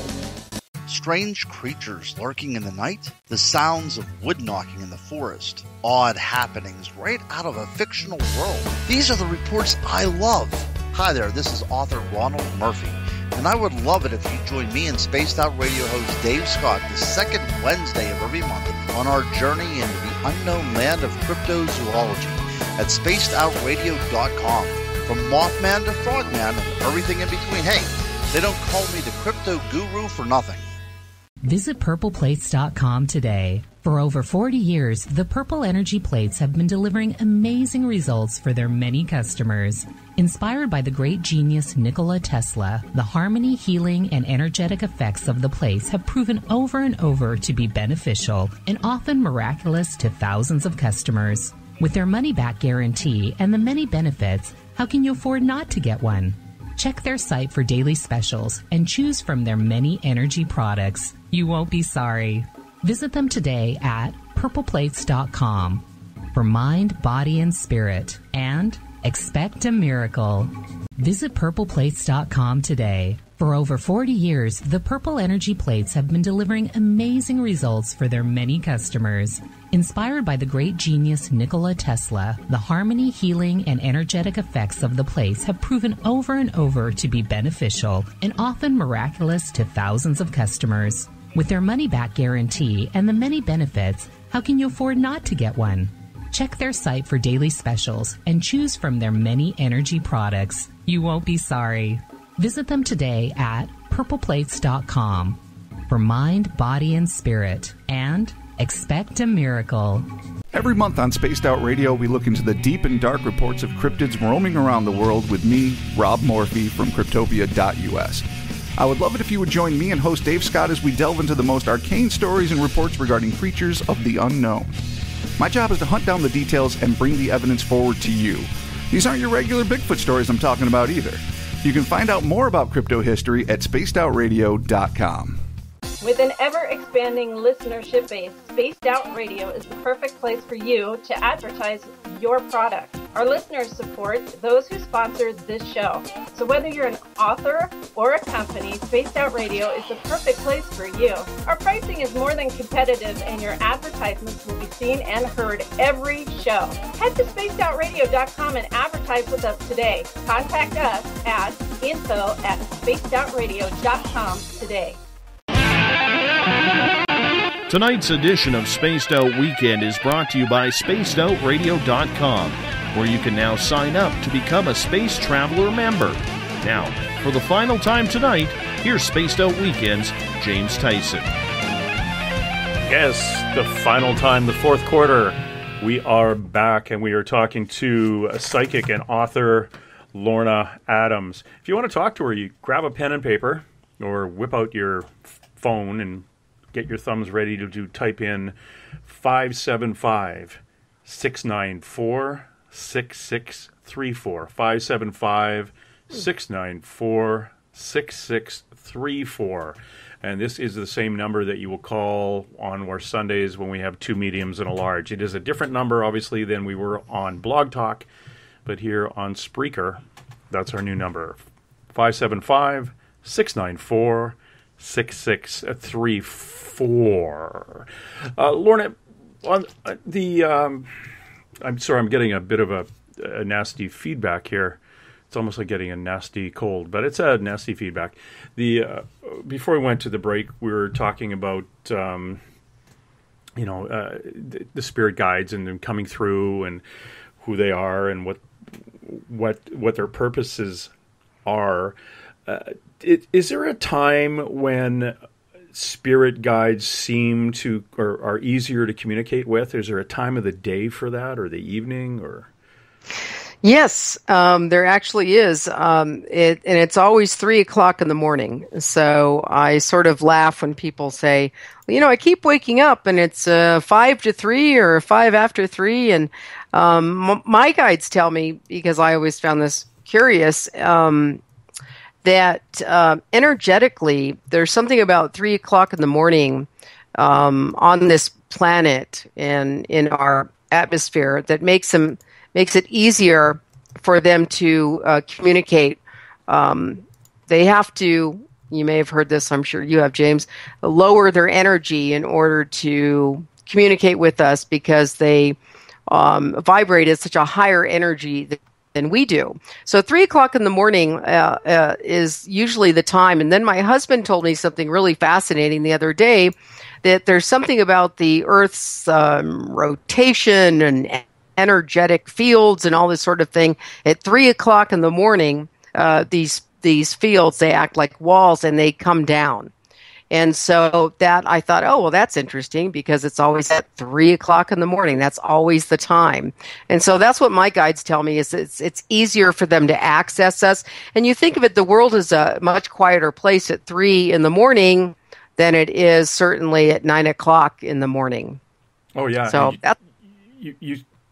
you have my job and you talk to demonologists who their belief is, 3:00 in the morning is the opposite of when Jesus was crucified, and therefore it's the devil mocking us, and anything that comes to you at 3:00 in the morning has to be satanic and devil related. And wow. I just kind of roll my eyes and think, so 3:00 in the afternoon, Jesus was crucified, and who was holding the watch at that point?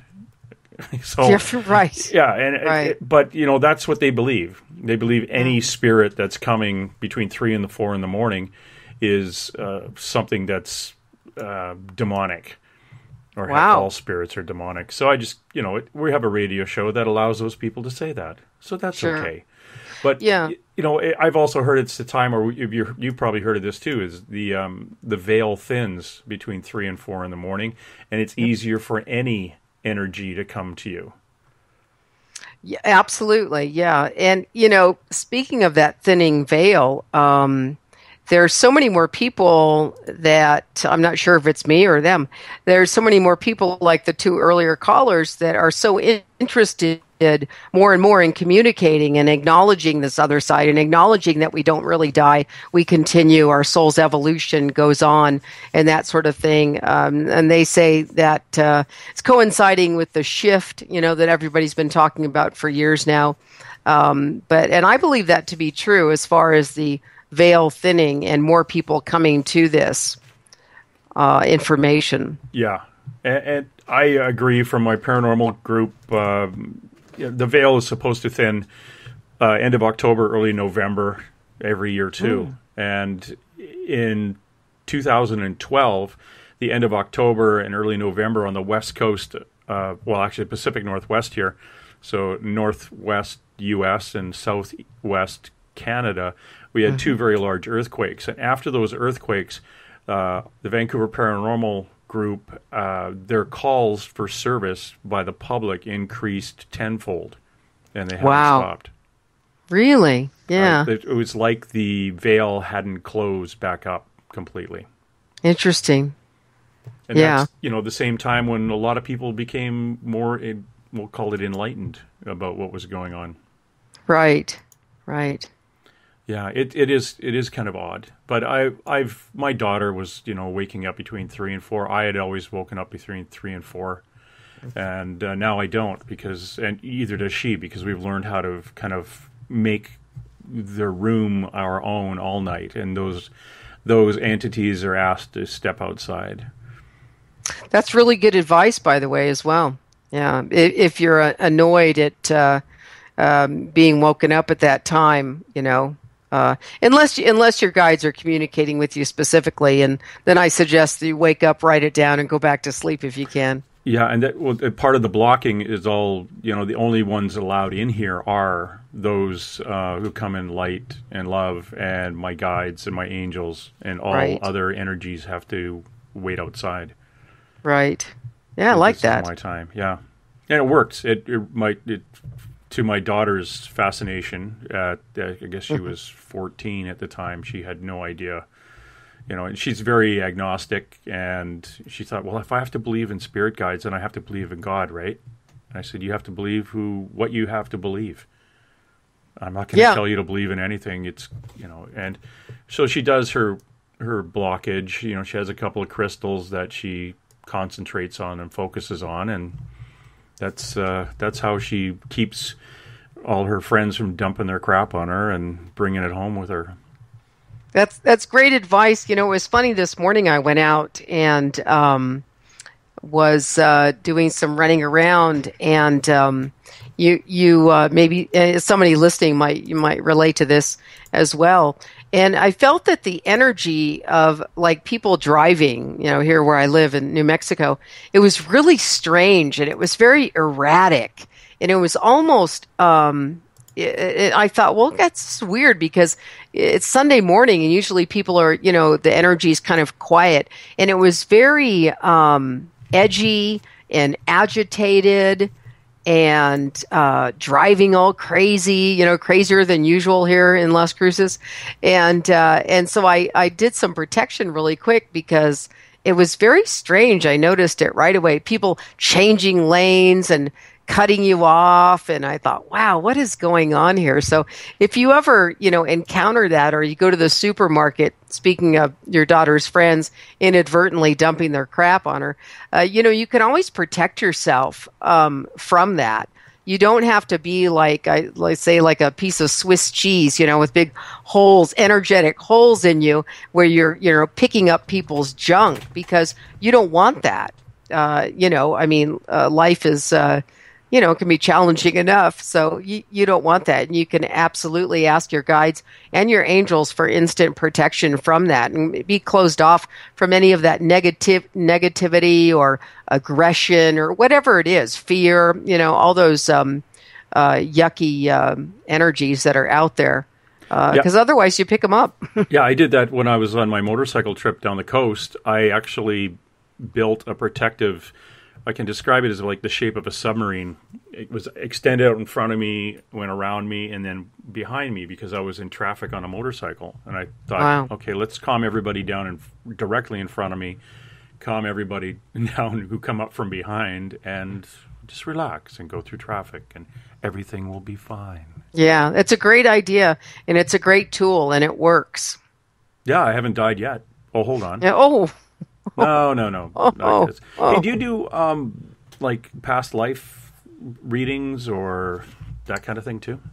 I will. The guides will, if someone asks about a past life, they will speak to it, but they won't elaborate on it. It's not exactly in my toolbox. It's not totally out of bounds. But it's certainly not something that I specialize in. My guides specifically like to help people with this lifetime, current issues that are coming up, helping them navigate this lifetime. So it's not exactly their forte, but they won't not answer the question. If someone wants to know, why is this, or I sense, this when I'm in New Orleans. It feels familiar. So they will answer those questions, but they really like to focus on this lifetime. Oh, okay. Now, would I, will I remember after I die what I did and who I was in the physical world? Absolutely. Mm-hmm. Okay. The strange thing is that I was told, I remember this was strange, is that when we pass, when we leave the physical, we're not exactly who we are. We're not exactly James or Lorna. The personality, the essence is somewhat the same. And I was really shocked to hear that, because I thought, well, that's kind of, weird. But when you think about it, what my guides say is when we pass, we go back to our soul self. So I'm hoping that when I do that, I still have a good sense of humor about everything, because I would hate to lose that. So that was kind of interesting. But I can understand, because you're in the physical. You live in Canada. I live in the United States. I mean, we have all these definitions of this particular lifetime that make us who we are. So all of those things drop by the wayside. Yeah, we just live on a chunk of land that's between two oceans. Right. Yeah, there's no real labels to them or anything, or borders, or it's just where we are. Yeah, that's a good way. I would say that we lose some of the labels that we have in this particular lifetime or incarnation. Yeah. Yeah, it's one of those things that I'm almost fascinated with dying now. I think, okay, now I really want to. I've heard all about this, and I've interviewed a lot of people about life after death and dying. Now, my next step would be for my next trick. I will be dying and coming back. So, I guess I'm going to like living in the afterlife. Do you think? Well, I think so. And the other thing that when you say that, the guides say, although they laugh as well, is that you don't have to die to experience that. That gal Jackie who called in, they were talking about this active dream life. And so many times, Sylvia Browne wrote about this in many of her books, that when we go to sleep, the sleep state is the closest that we come to death. And so because, we're not conscious. And so we can travel to the other side. We can see our loved ones who've passed and then come back. And then, of course, you've probably heard stories about people that have difficulty coming back into their body or even exiting their body as they're falling asleep. When it comes to those situations as well, if you've experienced that, again, call on your guides and angels and say, look, I don't want to leave my body. I want to be able to access other dimensions, but I don't want to physically, I don't want the spirit to leave my body because that's too weird. Some people have a hard time with that. And again, the biggest thing is free will. And so if you don't like that, then you don't have to accept it. Okay. Yeah, well, if we do the free willy thing, then it should be good. We've got another caller coming through. Hi, who's this? Hello. Uh-oh. I think I may have hung up on somebody. Oh, well. I shouldn't say, oh, well. I apologize for hanging up, and if you can or can't hear us, I do apologize. So it's another unknown phone number has come through. Mind you, there is Jackie's number is shown up here, too. Jackie, is that you? Okay. I will back out very quietly here and see who's going to beam back in. When I die Thursday. Oh, you don't do that, do you? You don't say, "Oh, by the way, would you like to know when you're going to die?" I would never do that, oh, and okay. I don't understand psychics who do that. People tell me stories, and where I remember this one lady. She actually told me, the psychic said, well, I hope you're ready for this because, blah, blah, blah. And I was like, again, and I think, well, this is why people fear this process, and I always remind people that my process when I do this is that everything that comes through is for your highest good and never, ever have my guides told me such information, because how in the world would that be empowering? Because that's what I want people to walk away with when they have, after they have a reading, communicating with their spirit guides or those who've passed, is I want it to be an empowering, positive influence, not like, yeah, looks like your health is declining and you're going to be checking out in about 6 months. Yeah. I mean, I just think that's so reckless. Even for a loved one, it's like, oh, by the way, we have good news and bad news. Good news is you can rent out that vacant bedroom at the end of the hall. Hold on, that's my son's room. Okay, now for the bad news. I know. I have had people. I mean, people ask me. They've asked me. When am I going to die? And most of the time, spirit will skirt around that. Yeah, I was told. Another horse person medium, Marianne Morgan. She thinks it's just, it's fine. You probably want to get stuff off your bucket list. No, please. Wow. I don't want my bucket list cleaned off at this point. And the other thing too, I'm sure it's, if someone says you're going to die peacefully in bed, well, yeah, maybe I will. After being attacked by the shark 3 weeks later and being disemboweled and cut up, and I basically die peacefully in bed when they unplug me. So, oh my God! It's it's not that silly. It's I should say it is silly. It's one of those things I would never tell somebody. You kind of filter that. Like if you see something bad happen, you're going to get hit by a car tomorrow. I would just say, now watch your step. Right. When you step off the curb, you don't. Plus, I don't get, when I do readings, I don't get negative stuff yet. Anyway. Right. Well, I think, isn't that, we come into this lifetime, we all know we're going to die. We don't know when. I mean, that's part of the beauty of it, is who wants the burden of that, that death sentence, because basically that's what it is. Somebody said one time, I know it was Wayne Dyer, that's right, who passed recently. He had said that when doctors give a diagnosis of like, well, you've got 6 months to live, and the people are actually,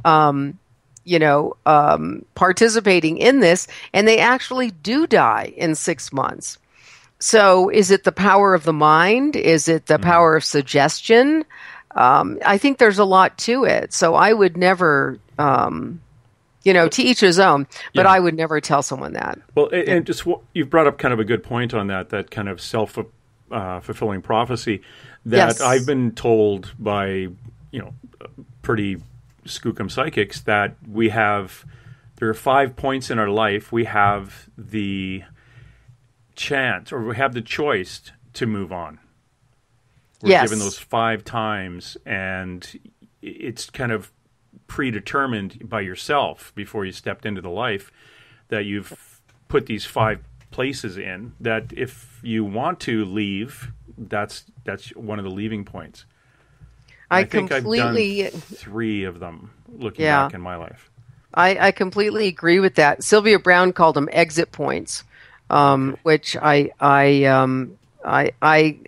I read that, it completely resonated with me, because then I can remember quite a few times I thought, wow, I think this is one of them, because I could go down in this plane. I feel that, it was very real. It was a real possibility. Thank God it didn't happen. Yeah. Well, we bump into some really bad readers who will do, we had a big controversy up in Canada, in Toronto, and they had, the police had gone into a number of psychic readers. So one of them, I think, had embezzled, we'll call it embezzled, somebody out of about $40,000 or $50,000. Oh, jeez. And you get them. There's some places in England, the real high tourist end things, and some of the the county fairs you may go to, they'll have somebody reading cards. But a lot of them that I'm finding that are the bad ones, because of social media, you can really tell. And Yeah. Yeah, and thank goodness for that, because it's difficult enough without those types of psychics, and they're everywhere.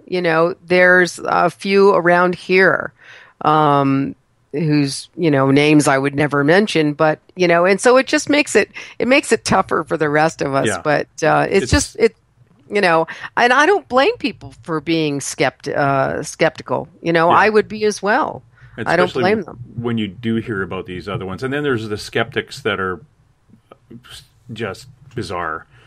And you get, the more public you are as a medium or a psychic, the more of these skeptics will target you and make up all sorts of crap about your background and things. Hey, but before we go, I got to ask you about your book. Is it one of the online books? I can't remember what they're called. Oh, an ebook? Ebook, yeah. Actually, it's not. It's a physical book. You can get it on Amazon. It's called They Are With Us: Advice from Spirit on Changing Your Life, and it's a great little book. I channeled it a few years back. And it's one of those books that you can pick up, and it's just general life advice, and it's kind of like the light bulb moments, and it's a really helpful little book, and I put it out there as really as service. And the guides wanted to write the book, and so I wrote the book, and they said, it's coming, we're going to do it. And so I said, okay, you just let me know when, and I'll run to my laptop. And I did, and it's a good little book. I like it. I'm working on another one right now that's experiences and life lessons and from readings from clients. Cool. Interesting stuff. Lorna, if I go to your website, is there a link to your book on there? There is. There's actually a whole section called The Book. And and like I said, you can get it on Amazon. Okay, I'm looking at your website right now, and I'm looking for the book. Oh, look, there it is. But it's available for Kindle on Amazon. And, you have a newsletter from the guides, too. Oh, you have good stuff. Go to her website at lornaadams.com and putter around on there and see what kind of be good to have. And we're going to hit up Lorna for a book or two so we can maybe give them out as gifts in another few weeks. Absolutely. Yeah, because we have a group that we're putting together called the Space Travelers. And if you remember that group, there's a number of draws. And we have quite a few little bits and pieces of swag to give out as gifts to those people once a month. So hopefully we can get a couple of your books for that. That'd be really nice. Yeah, that'd be great. I'd be happy to send them. And I would also like to ask you to ask my guides if they wanted to write a book. Could they do that themselves while I'm asleep? Because, I just spelling and I'll draw the pictures for it, but. There are a lot of books. Writing a book is a lot of work. It really is. I have great respect for people who turn them out, all the time. Right. And so they actually, you sort of stepped into it, James, because they'd love for you to write a book, and you don't have to write it, but they're saying that you can dictate it into like a digital recorder. Yeah. And then you could have someone do the physical work of typing it up and the spelling and the punctuation and all of that.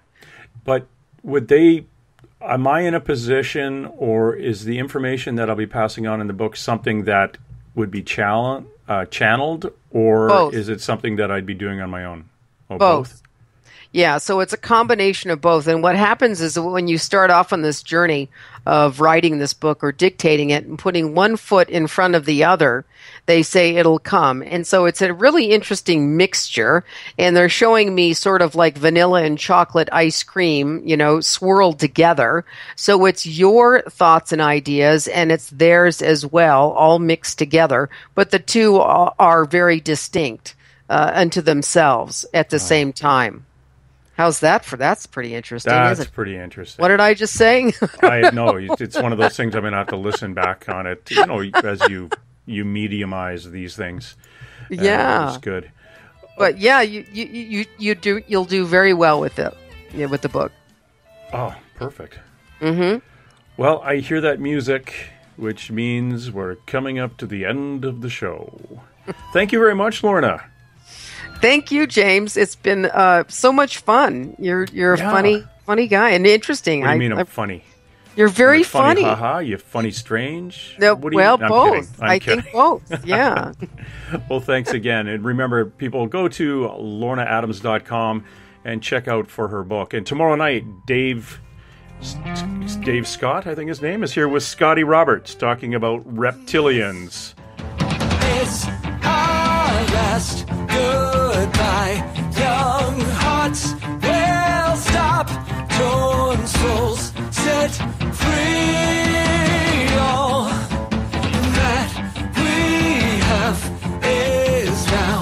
If this is what you want, then come to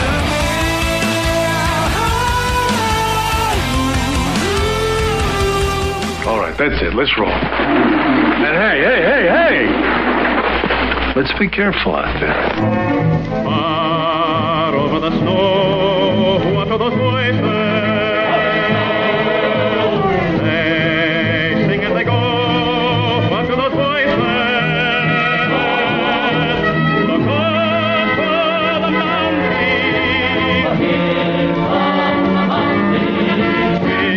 Because somebody hide, somebody better hide on through the hill, like a pack of angry wolves on the trail. Dead or alive, we are out to get you, dead or alive. And forget yourself. If you're the one, better run away. Son, you are done, throw your gun away. Here come the Mounties to get the man they're after now. On through the hill, like a pack of angry wolves on the trail. Dead or alive, we are out to get you, dead or alive. If you're the one, better run away. Son, you are done, throw your gun away. Here come the Mounties to get the man they're after. No! I see dead people.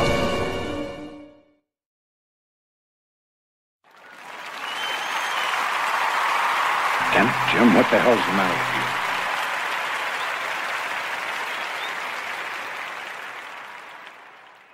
you? And that's all she wrote.